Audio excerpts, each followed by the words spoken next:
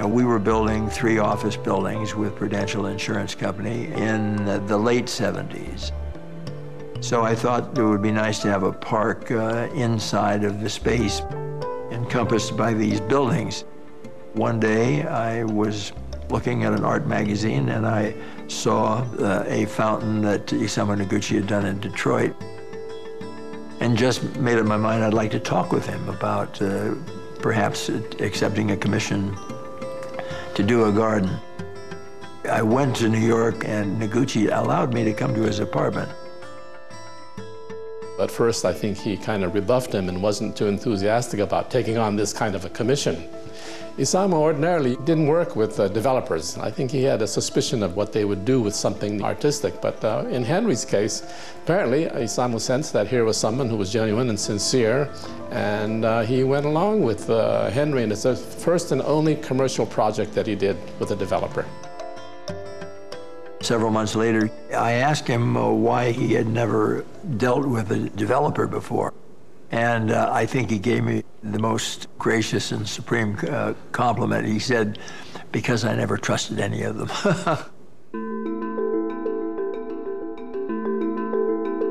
The first time he saw the plans for the project, he said, what's this building? And I said, it's a parking structure. And what's this building? It's a parking structure. And he said, I'm not interested. He said, the trouble with Southern California is nobody walks and everybody drives. Oh, it was fun going back and forth. But in his heart of hearts, I think he was dying to do a major project in California. He really, really wanted to do something here. I think he genuinely reacted to Henry very favorably and liked him. And Henry just told Isamu, I need an artistic dictator on the project, and you're it.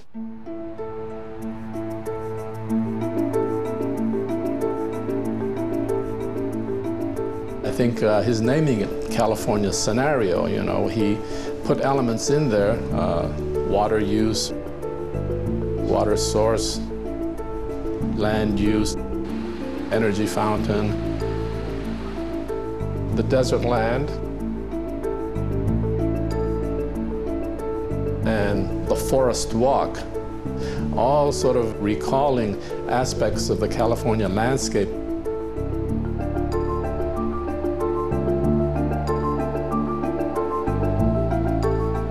I was so delighted that we had come to an agreement on the design and construction of the garden, but I was left with a rather empty feeling that we didn't have a piece of sculpture. So I wrote him a letter and said that I'd like to have something from his hand as well as his head. The piece that he created was done in Japan. The piece originally he called The Source of Life.